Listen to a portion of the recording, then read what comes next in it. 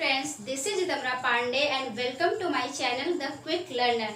Friends, हमने reasoning के almost 3 chapter completely तैयार कर लिए थे। Now today we will study the vocabulary part of English. Vocabulary का बहुत ज़्यादा डिमांड था, तो मैंने सोचा कि क्यों ना मैं वोकैबुलरी का भी कम से कम वीक में 1-2 दिन क्लास ले ही लूँ, so that you all people also have learn some vocabulary parts of English. और ये मैं याद करने का बहुत ही आसान तरीका, और ये इसके ट्रिक्स भी जो हैं वो मेरे खुद के बनाए हुए ट्रिक्स रहेंगे और आपको बहुत मज़ा आएगा इसको पढ़ने में। तो without wasting our as well as your time, my as well as your time, let us start this vocabulary part. Now see, अगर वोकैबुलरी की हम बात करें, if we will talk about the English syllabus, तो English syllabus बहुत बड़ा है, broad है, and English is basically divided into 3 parts, you can say. The first part is vocabulary part, the second part is phrasal verb, and the third part is the part of speech that is grammar, that comes under your grammar portion. उसमें आपका जो noun, pronoun, adjective, adverb, ये आपको सभी को आता होगा। And अगर हम इंग्लिश की एक चीज़ और बता देते हैं, अगर इंग्लिश की हम बात करते हैं तो इंग्लिश में अगर प्री पेपर की बात किया जाए तो 50 नंबर का यानी कि 25 क्वेश्चन आता है, जो कि 50 मार्क्स के होते हैं।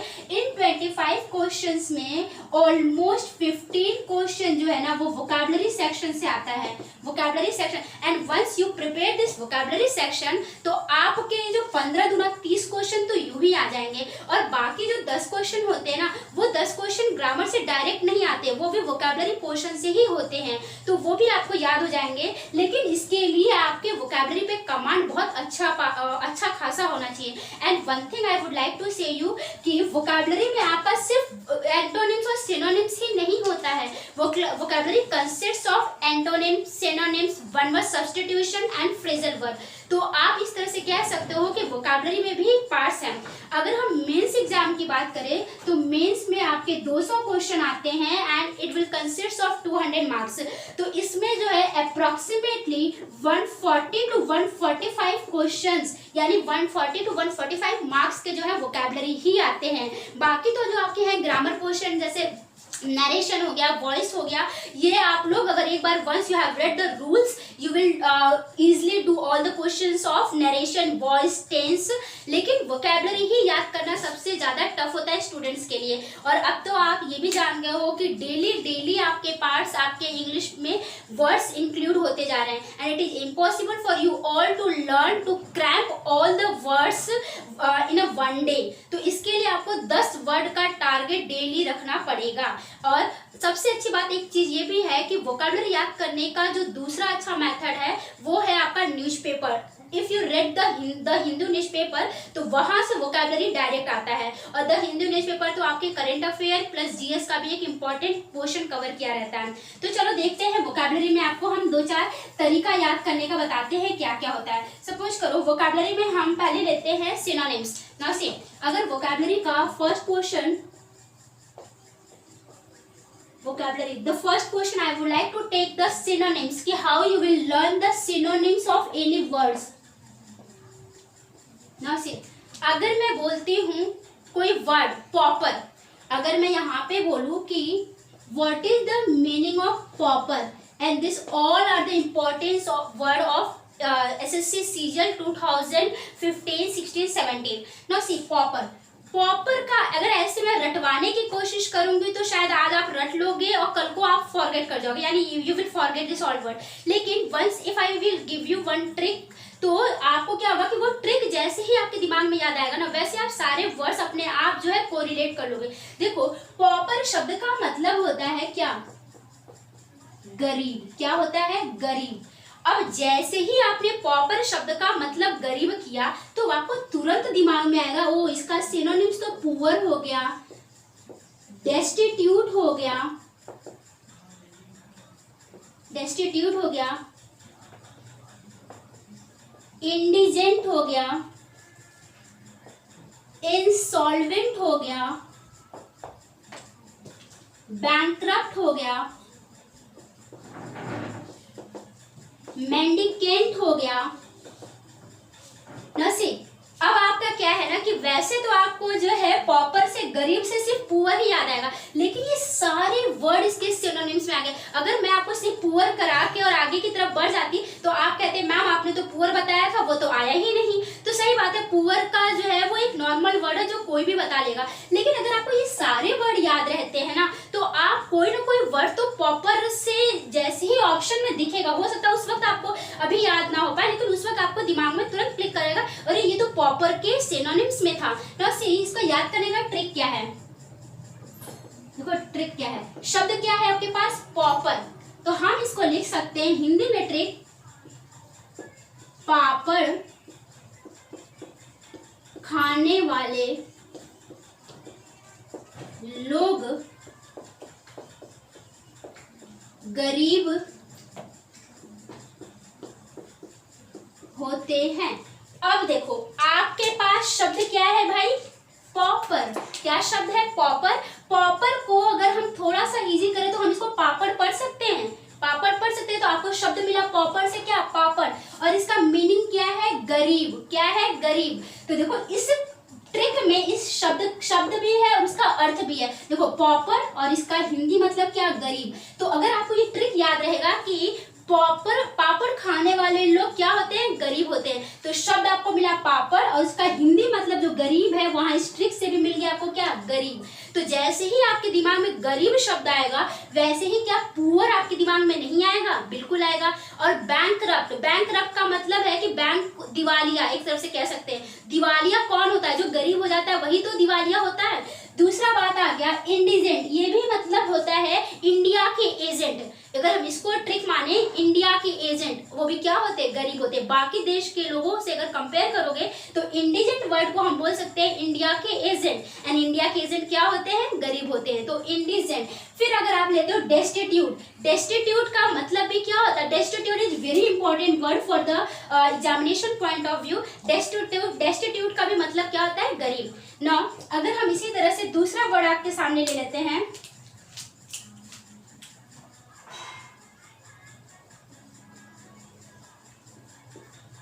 देखो दूसरा वर्ड अगर हमने ले लिया बेमन, बेमन, बेमन, इसका मतलब होता है शिकायत करना। क्या होता है, शिकायत करना। तो शिकायत करना जैसे ही आपके दिमाग में आया वैसे तो आपको आ गया।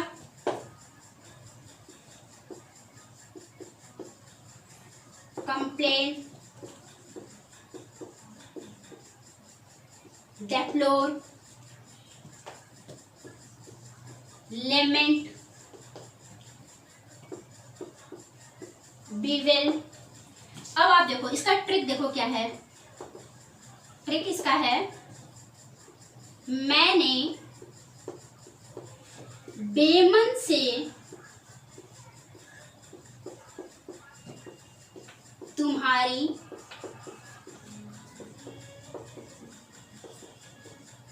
शिकायत की। मतलब देखो ट्रिक क्या निकला, शब्द आपके पास है बेमन, तो इसको हम पढ़ सकते हैं बेमन, तो बेमन, और इसका हिंदी मतलब क्या है, शिकायत। तो हमने यहाँ पे ट्रिक बना लिया, मैंने बेमन से तुम्हारी शिकायत की। तो आपने देखा इस ट्रिक में इस वर्ड भी आ गया और इसका मीनिंग भी आ गया है। बेमन इज अ वर्ड एंड शिकायत इज अ मीनिंग। तो जैसे ही आपके दिमाग में शिकायत आएगा वैसे ही क्या आपके दिमाग में कंप्लेंट नहीं आएगा, क्या डेप्लोर नहीं आएगा, लेमेंट, बीवेल, ये सब क्या होगा, ये सब शिकायत यानी बीमोन के सिनोनिम्स हैं। Is it clear to everyone? अगर ये समझ आ गया तो आप इसका स्क्रीनशॉट ले लो, so that I will make you to learn some more words. चलिए, now the next word is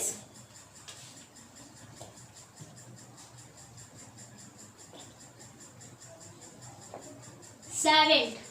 savant, savant का वैसे अगर आपको मीनिंग पता हो तो आप बताओ क्या होता है। सावंत या सेवेंट का मतलब होता है बुद्धिमान। क्या होता है, बुद्धिमान। तो अगर जैसे ही आपके दिमाग में बुद्धिमान वर्ड आया वैसे ही आपके दिमाग में तुरंत ये वर्ड तो आ ही जाएगा, intelligent, intellect, thinker, scholar,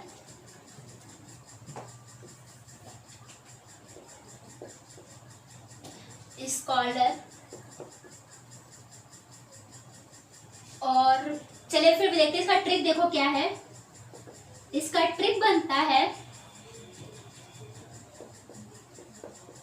Rakhi Sawant बहुत ही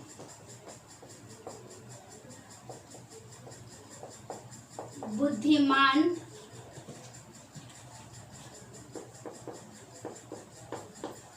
अभिनेत्री हैं। तो आपने देखा कि आपके पास शब्द क्या है, सेवेंट। सेवेंट का मतलब क्या होता है, एक और ले लो वर्ड यहाँ पे होता है सेज, बहुत इंपॉर्टेंट वर्ड है सेज।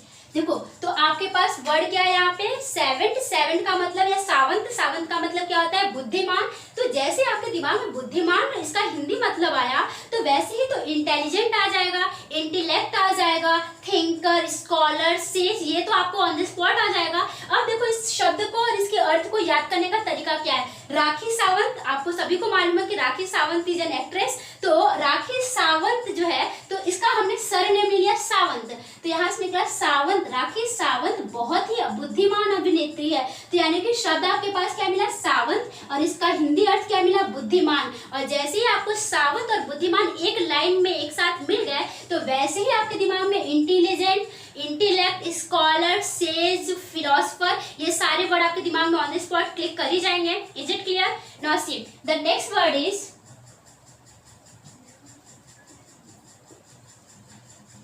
डिफाइन। डिफाइन, डिफाइन का मतलब क्या होता है, दूषित करना। क्या होता है, दूषित करना यानी प्रदूषित करना। और जैसे आपके दिमाग में प्रदूषित या दूषित शब्द आया, देखो पॉल्यूट, कंटामिनेट,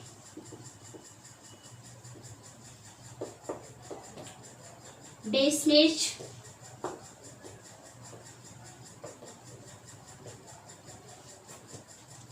स्टेन। वैसे तो स्टेन का मतलब दाग होता है, लेकिन इसमें आप ये कह सकते हो पॉल्यूट, कंटामिनेट, बीफॉल। बीफॉल भी एक बहुत इंपॉर्टेंट वर्ड है, बीफॉल। और उसके बाद जो है और भी आपको एक दो वर्ड और मिल जाते हैं इसके एग्जाम में, अगर आप देखते हो तो आपको ये होता है एक वर्ड इंपॉर्टेंट, डीबेस भी होता है, डीबेस।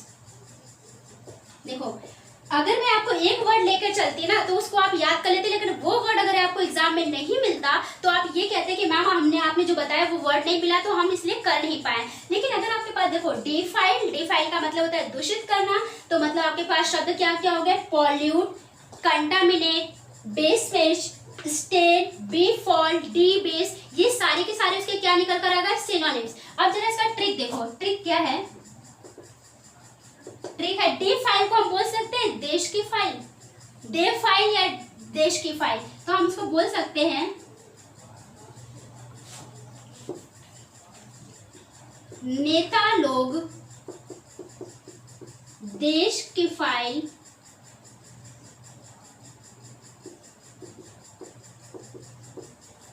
फाइल को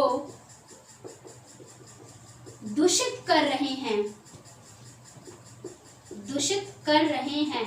तो जैसे ही आपके दिमाग में शब्द आया डी फाइल, तो वैसे ही आपको अर्थ इसका क्या निकल कर आया, दूषित करना। तो आपने देखा कि कौन लोग देश की फाइल को, देश की फाइल मतलब डी फाइल, और इसको कौन लोग दूषित करता है, नेता। नेता लोग क्या कर रहे हैं, दूषित कर रहे हैं। तो जैसे आपके दिमाग में दूषित आएगा तो पॉल्यूट और कंटामिनेटेड ये तो सभी के दिमाग में ऑन द स्पॉट आ जाएगा। फिर आपके पास जो है ये बी फॉल, डी बेस, जो नहीं कहते बी फॉल यार कितना गंदा लग रहा है, कितना गंदगी है, तो बी फॉल या फिर डी बेस। डी बेस मतलब जिसका कोई आधार ही नहीं है, जब आधार नहीं तो वो इंसान वैसे भी गंदा दिखता है, तो डी बेस।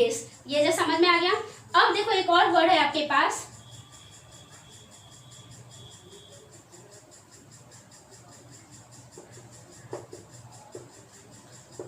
डेट्रीमेंटल। क्या वर्ड है, डेट्रीमेंटल। डेट्रीमेंटल का मतलब क्या होता है भाई, हानिकारक। क्या मतलब होता है, हानिकारक। और जैसे ही आपके दिमाग में डेट्रीमेंटल यानी हानिकारक वर्ड आया, तो चलो इसका पहले हम ट्रिक देख लेते हैं, ट्रिक आपको ज्यादा अच्छा लगेगा। ट्रिक देखो, डेट्रीमेंटल को हम कह सकते हैं मेंटल हॉस्पिटल से करना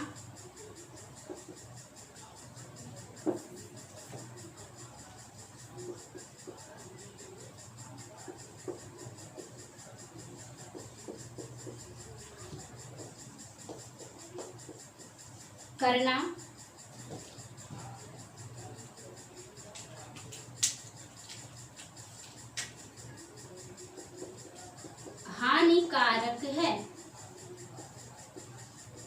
डेट्रीमेंटल का मतलब होता है क्या? हानिकारक। तो हमने देखा कि इस शब्द को हमने बना लिया, इसका ट्रिक डॉक्ट्रीमेंटल। डॉक्टरी कहाँ से? मेंटल हॉस्पिटल से करना क्या होता है? हानिकारक। क्योंकि जब अगर आप मेंटल हॉस्पिटल से डॉक्टरी करोगे तो उसका कोई मतलब ही नहीं है, इसका मतलब है कि आप खुद भी पागल ही हो जाओगे। तो डॉक्ट्रीमेंटल हॉस्पिटल से करना हानिकारक है। और जैसे आपके दिमाग में हानिकारक वर्ड आया, वैसे ही आपके दिमाग में डेंजरस आ सकता है क्या? खतरनाक, डेंजरस।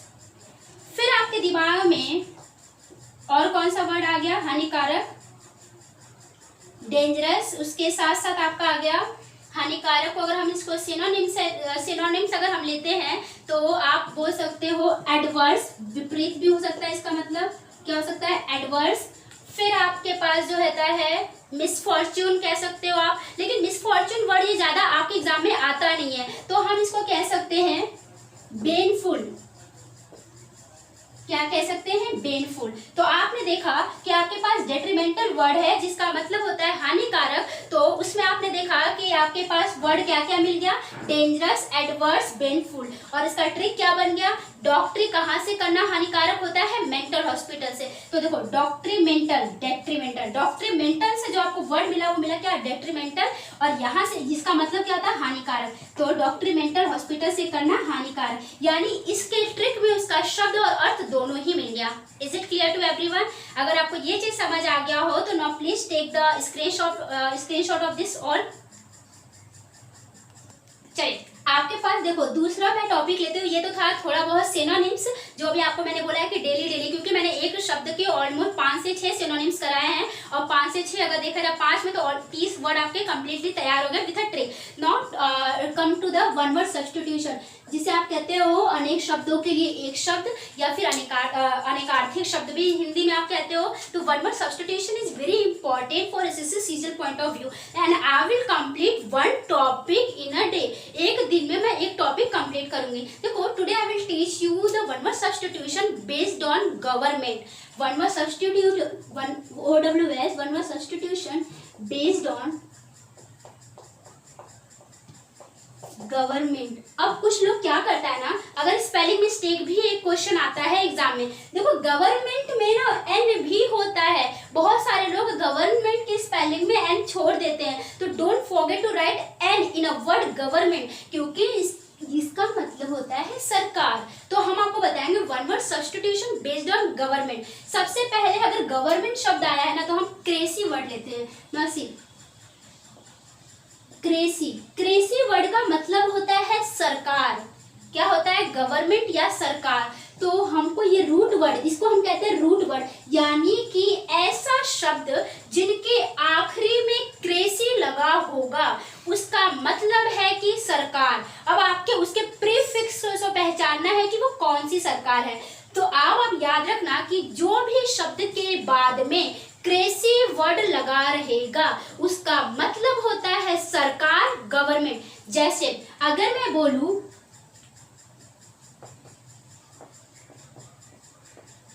ऑटोक्रेसी, क्या बोलूं? ऑटोक्रेसी। तो देखो क्रेसी वर्ड मैं बार बार कह रही हूँ कि क्रेसी का मतलब होता है सरकार यानी गवर्नमेंट। तो अब यहाँ पे तो आपको इस शब्द का भले ही मतलब ना पता हो, लेकिन क्रेसी लग गया तो इससे 4 ऑप्शन में एक ऑप्शन तो आसानी से आप छाट लोगे कि यार क्रेसी का मतलब मैम ने बताया था सरकार, इसका मतलब ये क्वेश्चन कहीं ना कहीं किसी सरकार से रिलेटेड है। तो हम सरकार पे आ गए। अब देखो ऑटो शब्द, जहां कहीं भी ऑटो शब्द लगा रहेगा या फिर मोनो शब्द लगा रहेगा उसका मतलब होता है सिंगल वन, यानी इसको हम बोल सकते हैं government by one person.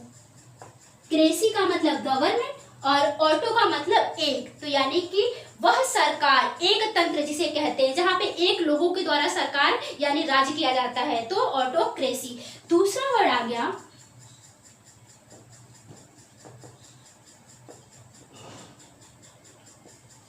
Aristocracy. Aristocracy, अब देखो एरिस्टोक्रेसी मतलब फिर वही सरकार, एरिस्टो का मतलब होता है नोबल, यानी इसका मतलब होता है कुलीन लोग। तो हम पहले ही जान गए कि एरिस्टो का मतलब नोबल या कुलीन होता है, तो अब क्रेसी का मतलब तो गवर्नमेंट होता ही होता है, तो गवर्नमेंट बाय नोबल पीपल, कुलीन लोगों के द्वारा सरकार, गवर्नमेंट बाय नोबल पीपल यानी कुलीन तंत्र जिसे कहते हैं, हिंदी में हम यहाँ लिख भी दे रहे हैं कुलीन तंत्र, यानी कि कुलीन लोगों के द्वारा सरकार। अब देखो तीसरा वर्ड है एनार्ची। अच्छा बताओ क्या इस शब्द में क्रेसी लगा है? क्रेसी लगा है? तो आप देख के कहोगे नहीं यहाँ पे तो क्रेसी नहीं लगा है। तो जहां पे क्रेसी नहीं लगा वहां पे सरकार की क्या होगी? अनुपस्थिति। क्या होगी? Absent of government. यहाँ पे जहां पे गवर्नमेंट एब्सेंट रहेगा तो वहां पे उस देश में क्या फैलेगा? अराजकता। क्या फैलेगा? अराजकता। तो देखो ना तो इस शब्द में कहीं क्रेसी लगा है तो इसका मतलब हो गया, डायरेक्ट यहीं से जान लो कि जब क्रेसी नहीं लगा तो मतलब क्या हो जाएगा? एब्सेंट ऑफ, एब्सेंस बोल सकते हो, एब्सेंस ऑफ गवर्नमेंट, सरकार की अनुपस्थिति। तो इसका मतलब इस शब्द का मतलब जहां पे सरकार की अनुपस्थिति होती है, जहां पे नियम, देश और शासन नहीं लगाने वाला कोई रहेगा, वहां पे लोग अपने मन का काम करेंगे, और जब अपने मन का काम करेंगे तो अपने मन का नियम कानून बनाएंगे, तो वहां पर क्या फैलेगा? अराजकता। अराजकता। तो यानी कि एनार्ची का मतलब क्या हो गया? अराजकता। ना फोर्थ वर्ड अगर हम लेते हैं तो देखो ब्यूरोक्रेसी। अगर ब्यूरोक्रेसी की बात करें तो इसको हम कहते हैं नौकरशाही, मतलब जो ऑफिशियल्स के द्वारा जो सरकार रन किया जाता है। क्रेसी लगा है तो मतलब सरकार, ब्यूरो का मतलब होता है ऑफिशियल, नौकरशाहियों के द्वारा सरकार, तो government by officials, government by official, नौकरशाहियों के द्वारा सरकार। तो हम यहाँ पे लिख सकते हैं नौकरशाहियों के द्वारा सरकार। अब पांचवा वर्ड आ गया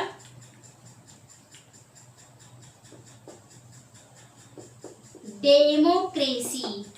डेमोक्रेसी, और वैसे इंडिया जो डेमोक्रेटिक कंट्री तो इसको बताने की तो आपको जरूरत है ही नहीं। लोकतंत्र, जहां पे लोगों के द्वारा सरकार, यानी कि लोगों के द्वारा कोई शासन होता है, लोगों के द्वारा सरकार। तो डेमोक्रेसी, क्रेसी मतलब अगेन गवर्नमेंट, क्रेसी जो रूट वर्ड, डेमो मतलब जो है लोग। तो आपने ये कोटेशन में पढ़ा होगा, government of the people, by the people and for the people, लोगों के लिए, लोगों के द्वारा और लोगों से बना हुआ सरकार, डेमोक्रेसी, यानी इंडिया जो डेमोक्रेटिक कंट्री। तो यहाँ पे हम कह सकते हैं गवर्नमेंट बाय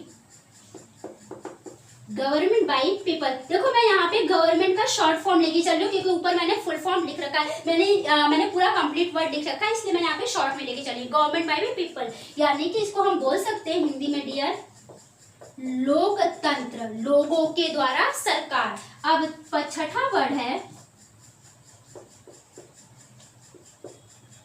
जेरेंटोक्रेसी। अब याद रखना, क्रेसी का मतलब फिर से सरकार, जेरेन शब्द, जेरेन देखो हमेशा याद रखो, जेरेन शब्द जिस शब्द के आगे लगा रहेगा, यानी प्रीफिक्स की तरह लगा रहेगा, शब्द के पहले लगा रहेगा, इसका मतलब होता है बूढ़ा। क्या मतलब होता है? बूढ़ा, ओल्ड।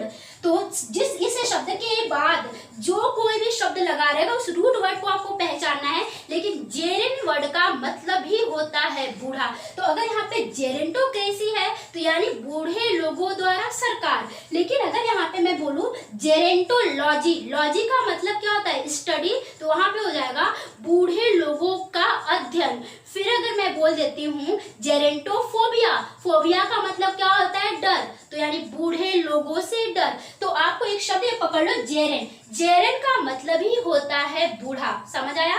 तो यहाँ पर आ गया government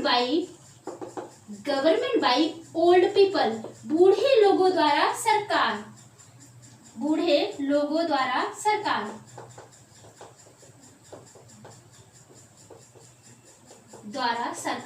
government by old people. Now come to the next word and the next word is kakistocracy. केकिस्टो काय काय काय काय मतलब जो भ्रष्ट सिटीजन होता है, जो भ्रष्ट नागरिक होते हैं, वही लोग तो काय काय करते हैं। तो यानी केकिस वर्ड का मतलब, केकिस वर्ड जहां भी लगा होता है इसका मतलब होता है भ्रष्ट। क्या होता है? भ्रष्ट। तो government by worst citizen, worst, government by worst citizen. तो मतलब जहां पे भ्रष्ट लोगों के द्वारा सरकार होता है उसको हम क्या कहते हैं? Kakistocracy, government by worst citizen.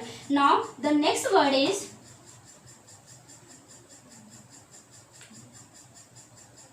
ले लेते हैं हम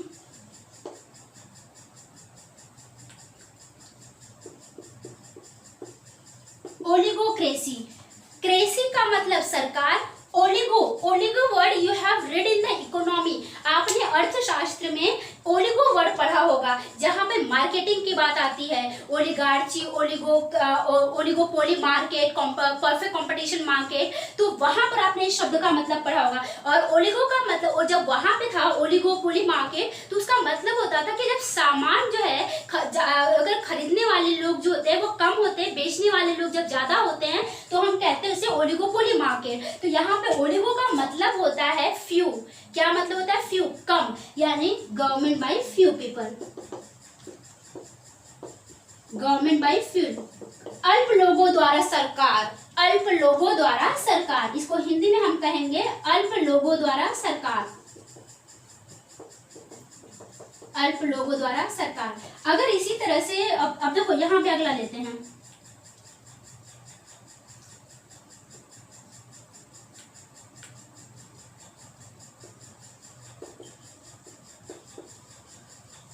ओलिगार्ची।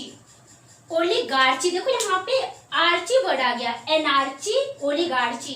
तो इसका मतलब है फिर वहां पे अराजकता था, यहाँ भी क्या होगा? एक तरफ से, और अराजकता किसकी वजह से फैलता है? भीड़ की वजह से ही फैलता है। तो हम कह सकते हैं कि ओलिगार्ची का मतलब ही होता है भीड़ के द्वारा सरकार। ओलिगो बार बार मैं बोल रही हूँ यहाँ पे फ्यू पीपल, क्योंकि क्रेसी था तो सरकार, कुछ लोगों, अल्प लोगों द्वारा सरकार। लेकिन आर्ची वर्ड लग गया तो इसका मतलब यहाँ पर कि government by mob, government by mob. क्या हो गया? मॉब मतलब भीड़ के द्वारा। मॉब का मतलब होता है भीड़, तो गवर्नमेंट बाय मॉब। अब अगला आ गया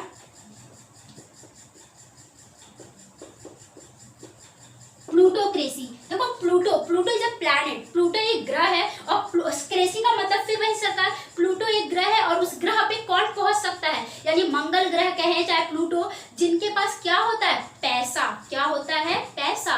तभी तो वो प्लूटो पे पहुंच पाएगा। हम जैसे आम इंसान प्लूटो पे तब तक नहीं पहुंच पाएंगे जब तक we don't have a money. तो अगर वी हैव अ मनी, तो अगर जब तक हमारे पास पैसा नहीं होगा, we can't reach to the planet. तो इसी तरह से प्लूटो, प्लूटो का मतलब होता है, प्लूटो एक ग्रह है जो बहुत दूर है, और उस दूरी पर जाने के लिए लोगों के पास क्या होना चाहिए? पूंजी, या क्रेसी मतलब सरकार। तो यहाँ पर होगा इसका प्लूटोक्रेसी का मतलब होता है अमीर लोगों के द्वारा सरकार, गवर्नमेंट बाय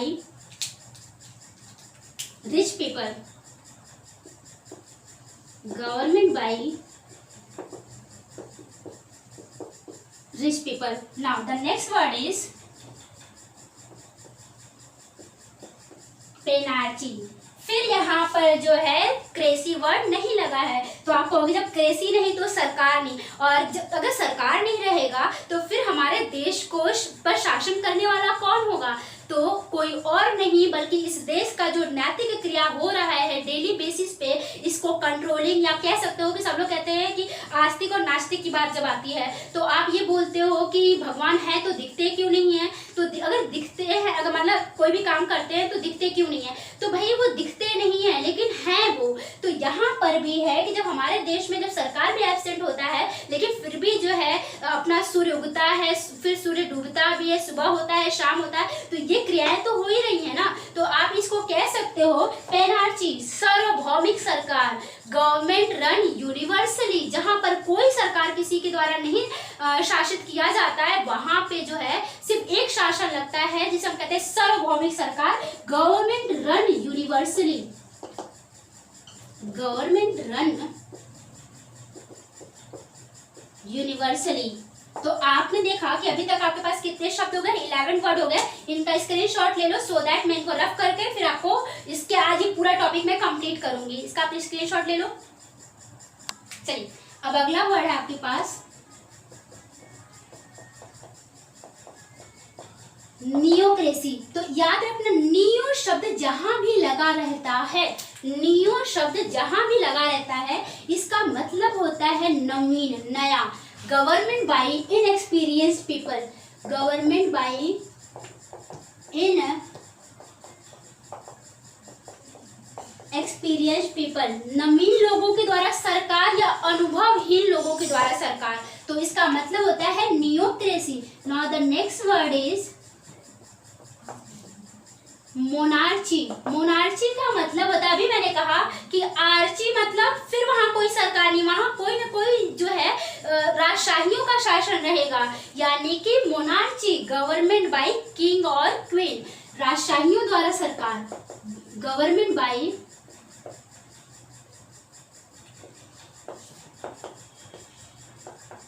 किंग और क्वीन, गवर्नमेंट बाय किंग और क्वीन। इसी तरह से आपके पास अगला वर्ड आ गया थियार्ची। देखो आर्ची वर्ड लगा, फिर यहाँ पे इसका मतलब है एब्सेंट ऑफ गवर्नमेंट, सरकार की अनुपस्थिति। और थियो शब्द, थियो शब्द जहां लगा रहेगा इसका मतलब होता है भगवान। थियो शब्द जहां भी लगा रहेगा इसका मतलब होता है गॉड, यानी कि आर्ची वर्ड भगवान का तो अपना कोई चुनाव तो लड़ते नहीं है, तो उनका खुद का कोई शासन तो होगा नहीं। तो यानी कि ये जो थियार्ची वर्ड है इसका मतलब है गवर्नमेंट बाई गॉड, भगवान के द्वारा सरकार, गवर्नमेंट बाई गॉड, भगवान के द्वारा सरकार। अब थियार्ची है तो भाई थियोक्रेसी भी तो होगा, तो थियोक्रेसी। अब थियार्ची है तो मतलब आर्ची का मतलब है कि वहां पे सरकार नहीं होगा, वहां पे भगवान होगा, लेकिन थियो वर्ड के साथ क्रेसी लग जाएगा ना, तो इसका मतलब होता है कि वहां पर धर्म के द्वारा सरकार होता है, धर्म के द्वारा। तो government bye religion, government by religion, धर्म के द्वारा सरकार, धर्म द्वारा सरकार, ये है भगवान के द्वारा सरकार, भगवान द्वारा सरकार। और गवर्नमेंट मोनार्ची मतलब मैंने बता ही दिया, गवर्नमेंट बाय किंग और क्वीन। और नियोक्रेसी, नियो वर्ड जहां भी लगा होता है उसका मतलब होता है novice people, inexperience people, inexperience in any field. Is it clear to everyone? तो यहाँ पर आपके पास जितने भी वर्ड थे थियो मतलब गवर्नमेंट से one word substitution based on government जितने भी थे वो मैंने आपको कंप्लीट करा दिए। इसके बाहर आज तक कभी भी अगर इस टॉपिक से कोई क्वेश्चन आया है तो इससे बाहर नहीं आया है। You can check all the question paper और the question paper of all the years of SSC. तो आप इनको कंप्लीटली तैयार करना। Tomorrow we will again come with some new words and again with a new topic of one word substitution. Thank you so much to everyone. Please like my channel, subscribe it and share it to your friends also.